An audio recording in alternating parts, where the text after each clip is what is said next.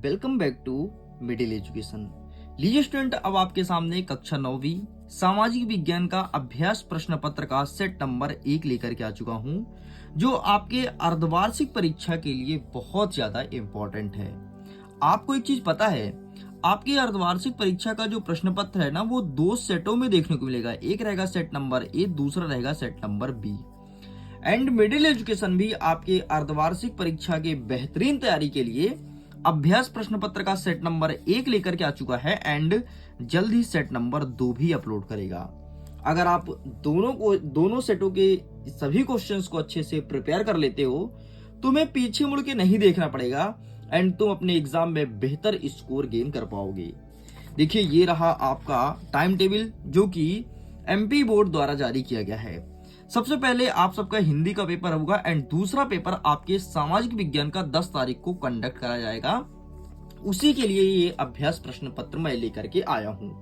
तो चलिए देखते हैं सेट नंबर 1 में किस प्रकार से प्रश्न रखे गए हैं एंड क्या होगा इनका सही आंसर। मैं संपूर्ण उत्तर भी दिखाने वाला हूं। इसके बाद आप इसके पीडीएफ को डाउनलोड करने का लिंक डिस्क्रिप्शन बॉक्स में दिया गया है। टेलीग्राम पर जुड़ना, उसका भी लिंक डिस्क्रिप्शन बॉक्स में दिया गया है। इंस्टाग्राम पर जुड़ना, वहां पर मैं कुछ चैलेंज लिया हूं जिसको मैं पूरा कर रहा हूं, लगातार कोशिश कर रहा हूं कि पूरा हो जाए। तो आप चैलेंज भी देखते रहना, ठीक है। मतलब हर जगह अलग अलग कंटेंट मिलता है। और अगर आप टेलीग्राम पर जुड़ोगे तो वहां पर टेस्ट स्टार्ट होने वाला है, तो टेस्ट के माध्यम से तो अपना मूल्यांकन कर सकते हो। मतलब चारों तरफ तुम्हें पढ़ाई का और बेहतरीन कंटेंट ही मिलेगा। तुम बस जुड़ के देखो, जहां से तुमको जैसा मन करे वैसा तुम पढ़ाई करते रहना।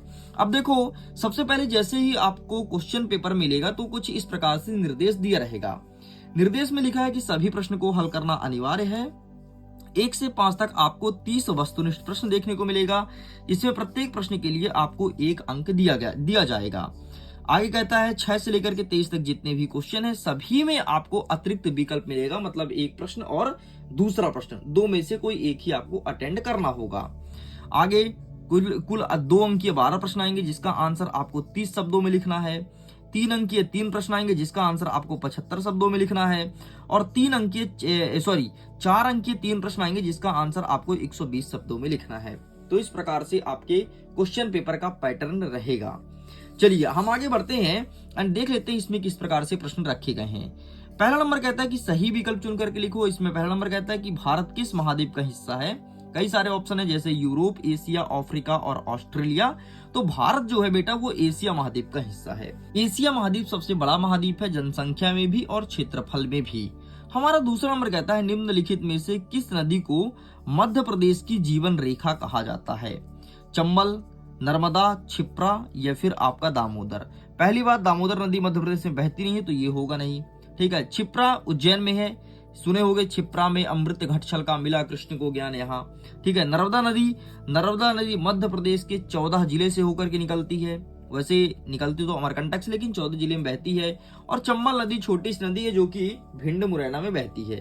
तो भाई ये 2 जिला में बहती है, 14 जिला में बहती है, और क्षिप्रा बहती है मात्र आपके 2 जिला में, ठीक।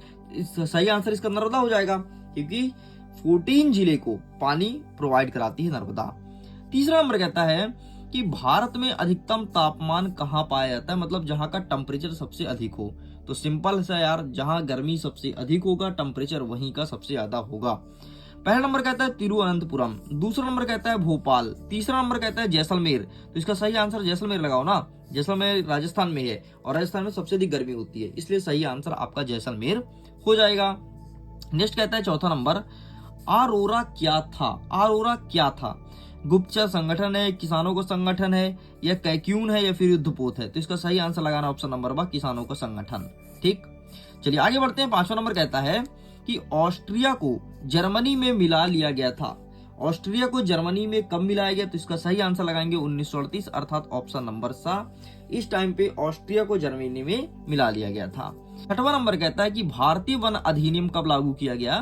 तो इसको लागू किया गया था 1865 में। सबसे पहले वनों के लिए, जंगल को बचाने के लिए सबसे पहले यही नियम कानून आया था। चले आगे बढ़ते हैं। अब देखते हैं प्रश्न क्रमांक 2, जिसमें कहता है रिक्त स्थान की पूर्ति कीजिए। पहला नंबर कहता है कि भारत में देश का हर डैश डैश व्यक्ति निर्धन है। तो भारत देश में हर चौथा व्यक्ति निर्धन है। मतलब अगर तुम्हारे पास 4 व्यक्ति खड़े हैं तो उसमें से आपका एक व्यक्ति अमीर है, बाकी 3 गरीब हैं। ठीक, तो इस प्रकार से हर चौथा व्यक्ति गरीब है। नेक्स्ट कहता है कि कच्चा माल तथा नगद पैसे को डैश डैश कहते हैं। तो कच्चा माल और नगद पैसे को कहते हैं कार्यशील पूंजी। क्या कहते हैं? कार्यशील पूंजी। कच्चा माल और नगद पैसे को कार्यशील पूंजी कहते हैं। निर्वाचन आयोग का कार्यकाल कितने वर्ष का होता है? तो निर्वाचन आयोग का कार्यकाल 6 वर्षों का होता है। 6 वर्ष तक वो पद में रहते हैं, फिर ऑटोमेटिक उनको पद से हटना पड़ता है। ठीक है। नेक्स्ट कहता है कि संसदीय शासन व्यवस्था किस संविधान से लिया गया है? तो संसदीय शासन व्यवस्था ब्रिटेन से लिया गया है। ब्रिटेन से। कहां से? ब्रिटेन से लिया गया था आपका संसदीय शासन व्यवस्था। चलिए आगे बढ़ते हैं। 5वां नंबर कहता है कि डेमोक्रेसी शब्द यूनानी भाषा डैश डैश से लिया गया है। तो डेमोक्रेसी शब्द यूनानी भाषा के कहां से लिया गया है? तो इसका सही आंसर लिखना है आपको डेमोक्रेटिया। डेमोक्रेटिया से लिया गया है। आगे बढ़ते हैं। 6वां नंबर कहता है कि प्रथम विश्व युद्ध का सर्वाधिक प्रभाव किस महाद्वीप पर पड़ा था? तो सबसे अधिक प्रभाव यूरोप महाद्वीप में पड़ा था, क्योंकि आपको पता है चाहे मित्र राष्ट्र हो चाहे धुरी राष्ट्र हो, सब यूरोप के थे। ठीक, तो यूरोप को ही ज्यादातर नुकसान देखने को मिला था। आगे बढ़ते हैं सही जोड़ी को। सबसे पहले कहता है विनिर्माण, तो इसका सही आंसर हो जाएगा द्वितीय क्षेत्र, तो ये हो जाएगा। नेक्स्ट कहता है कि मानव पूंजी निवेश, तो इसका हो जाएगा शिक्षा और स्वास्थ्य, है ना। मानव सबसे अधिक अपना पूंजी यही लगाता है। पहला लगाएगा स्वास्थ्य में, ये थोड़ी गलत लिखा है, और दूसरा लगाएगा शिक्षा में। ड्यूमा, तो ड्यूमा क्या है भाई?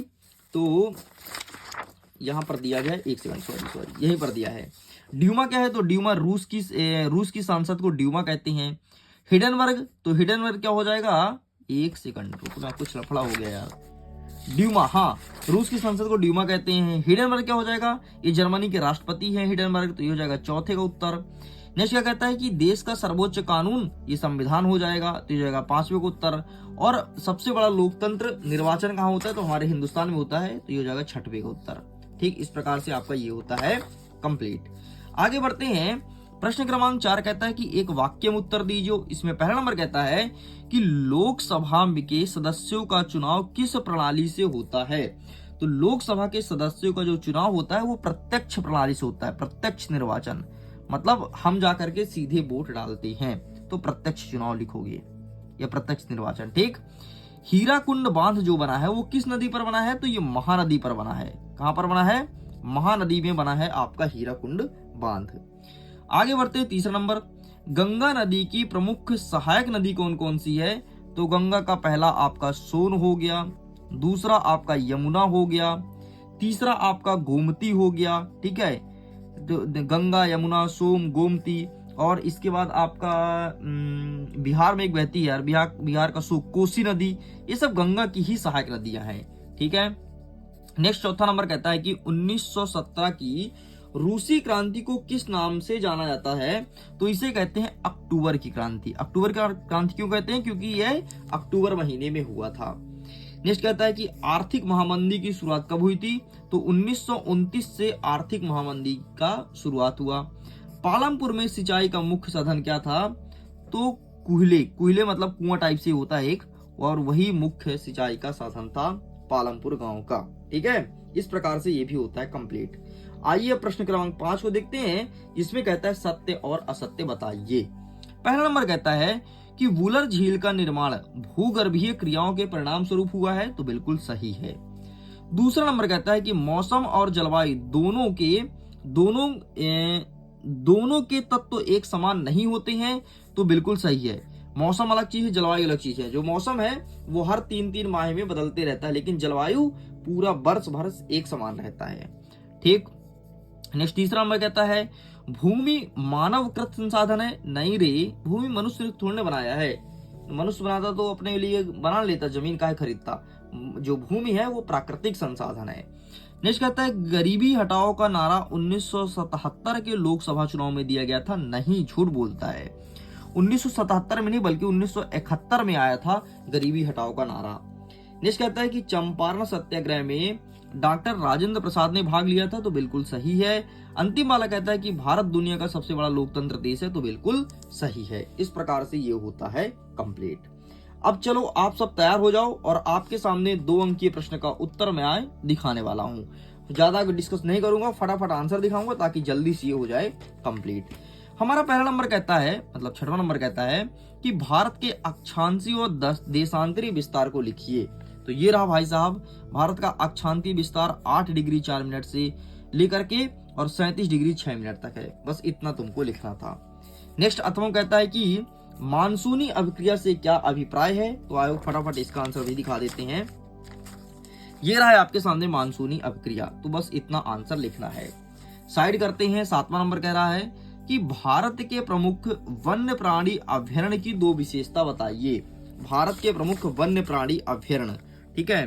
तो ये रहा है आपके सामने भारत के प्रमुख वन्य अभय वन, ये ठीक है, पता नहीं क्या लिखा है, अभय वन की विशेषता, बाकी अभ्यारण्य है। तो इस प्रकार से आपको लिखना है।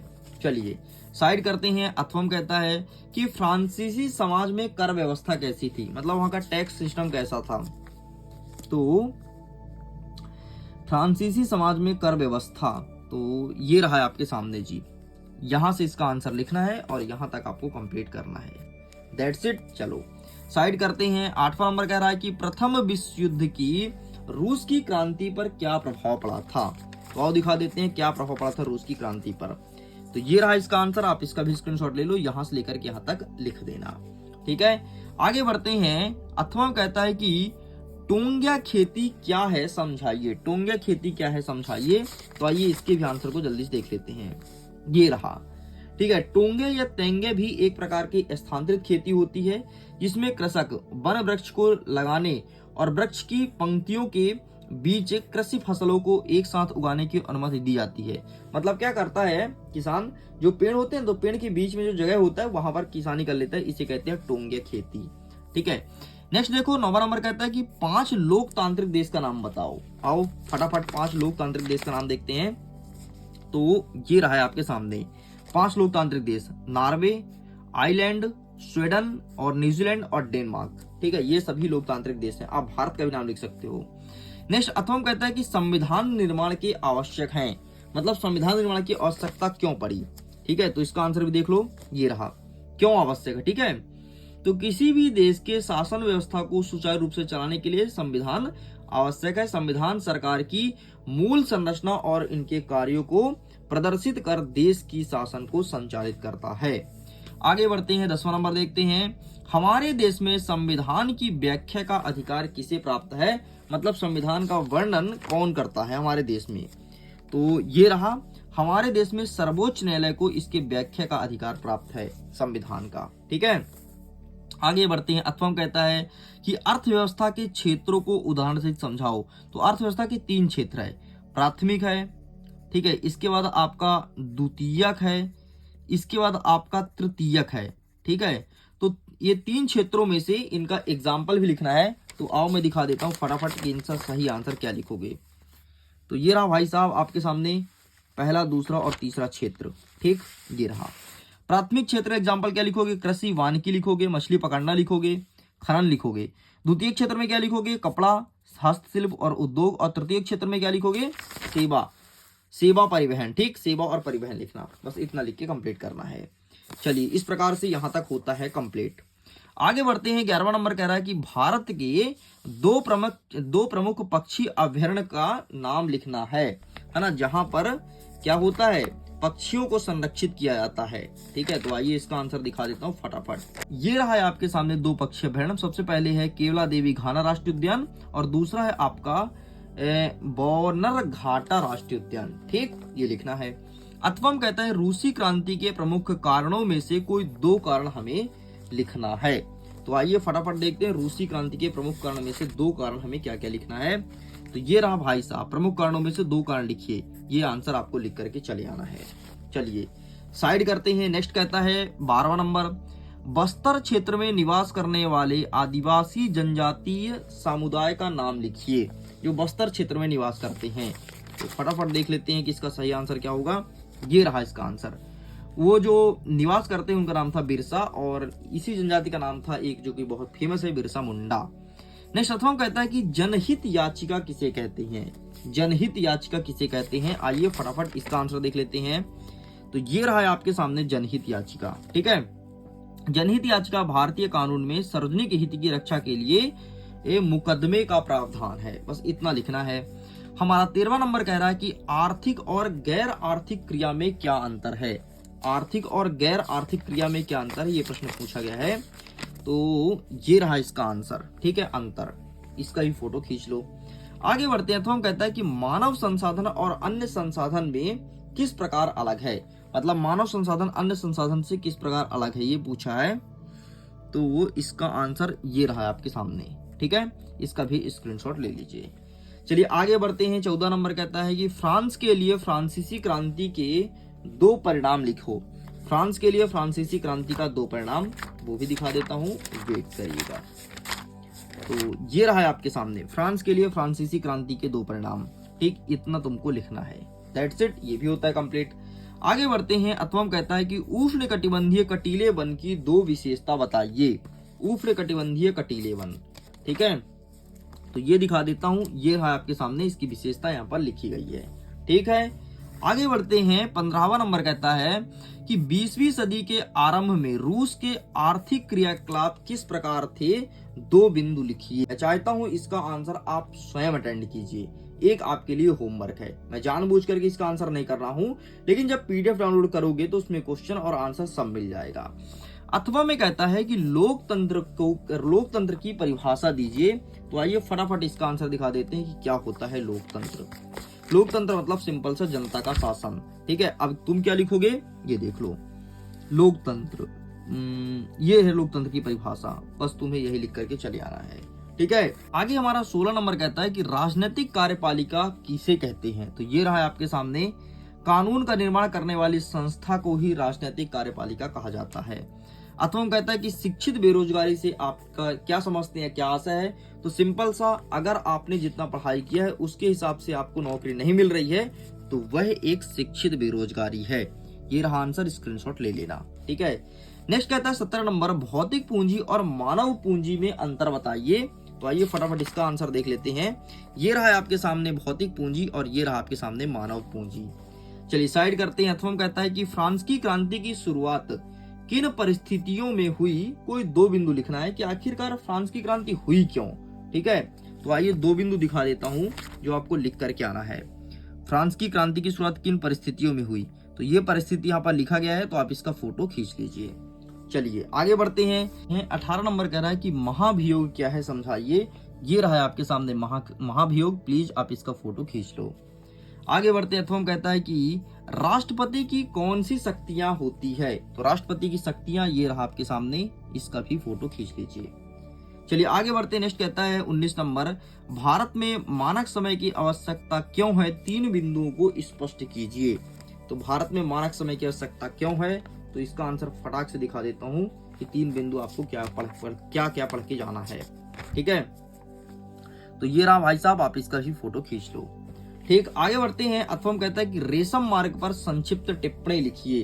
तो आइए रेशम मार्ग पर दिखा देता हूं। ये रहा है आपके सामने रेशम मार्ग पर टिप्पणी, तो आप इसका फोटो खींच लीजिए, ठीक है। आगे बढ़ते हैं। 20वां नंबर कहता है कि प्रधानमंत्री के कौन कौन से कार्य हैं, ठीक है, ये चीज बताना है, प्रधानमंत्री के कौन कौन से कार्य हैं, ठीक। तो आइए कार्य देख लेते हैं। ये रहा प्रधानमंत्री के कार्य, तो आप इसका फोटो खींच लीजिए। आगे देखते हैं। अथवा कहता है कि प्रधानमंत्री के कार्य और शक्तियों को वर्णन करो, ठीक है। प्रधानमंत्री के कार्य और शक्ति बताना है, तो ये रहा प्रधानमंत्री के कार्य और शक्ति, आप इसका फोटो खींच लीजिए। इस प्रकार से आपका ये सब कुछ कंप्लीट होता है। आगे बढ़ते हैं। 21 नंबर कहता है कि लोकतंत्र में अधिकारों की जरूरत क्यों पड़ी, क्यों आपको अधिकार चाहिए लोकतंत्र में, ठीक है। तो ये रहा इसका आंसर, आप इसका भी फोटो खींच लीजिए, ठीक। इतना लिख करके कंप्लीट करना है। आगे बढ़ते हैं। अथवा कहता है कि भारत के मानचित्र में दर्शाइए तिब्बत का पठार, हिमालय पर्वत, अमृतसर, भोपाल और कच्छकर्ण, ठीक है। इस चीज को मैंने अलग से वीडियो बनाया है, अगर आपने वीडियो अभी तक नहीं देखा तो लिंक मैं दे दूंगा इन स्क्रीन में और डिस्क्रिप्शन बॉक्स में। तो प्लीज मानचित्र का वीडियो बहुत अच्छे से देख लेना, एक सेपरेट वीडियो बनाया गया है। आगे बढ़ते हैं। 22वां नंबर कहता है कि भारतीय संविधान में वर्णित शैक्षिक और सांस्कृतिक अधिकारों को समझाना है कि क्या होता है शैक्षिक और सांस्कृतिक अधिकार। ये रहा आंसर, इसका भी फोटो खींच लो, ठीक है। चलिए आगे बढ़ते हैं। अथवा कहता है कि रिट का क्या अर्थ है, समझाइए। रिट क्या होता है, समझाइए। तो आइए फटाक से इसका आंसर दिखा देता हूं। ये रहा है आपके सामने रिट, ठीक, रिट ये लिखा है, इसका आंसर देख लो। आगे बढ़ते हैं 23वां नंबर, जो कि अंतिम प्रश्न है। 23वां नंबर कहता है कि शिक्षित बेरोजगारी को दूर करने के उपाय बताइए और निर्धनता उन्मूलन के लिए वर्तमान में सरकार क्या क्या कर रहा है या क्या रणनीति बना रही है। तो ये रहा सबसे पहले शिक्षित बेरोजगारी दूर करने का उपाय। इसका फोटो खींचो और निर्धनता वाला आपको दिखा देते, ठीक है। निर्धनता के लिए सरकार क्या कर रही है, तो ये रहा सरकार के कदम। सरकार कौन कौन से कदम उठा रही है। सबसे पहले राष्ट्रीय काम के बदले अनाज कार्यक्रम, प्रधानमंत्री रोजगार योजना, ग्रामीण रोजगार सृजन कार्यक्रम, प्रधानमंत्री ग्रामोदय योजना और प्रधानमंत्री राष्ट्रीय रोजगार गारंटी अधिनियम 2005, ये सरकार के प्रमुख कदम हैं। इस प्रकार से आपको इतना लिख करके कंप्लीट करना है। लीजिए स्टूडेंट्स, आपके सामने कक्षा 9वीं के सामाजिक विज्ञान का सेट नंबर 1 मैंने पूरा कंप्लीट कर दिया। जल्दी आपके सामने सेट नंबर 2 भी देखने को मिलेगा, तो परेशान मत होना, मेरे साथ जुड़े रहना, बहुत फायदा मिलेगा। एंड वीडियो एंड होते होते आपका नॉलेज एक नेक्स्ट लेवल में जाएगा। मैं एंड करता हूं। एग्जाम के लिए ऑल द बेस्ट। पीडीएफ को डाउनलोड कीजिए, लिंक डिस्क्रिप्शन बॉक्स में दिया गया है। Okay, bye bye.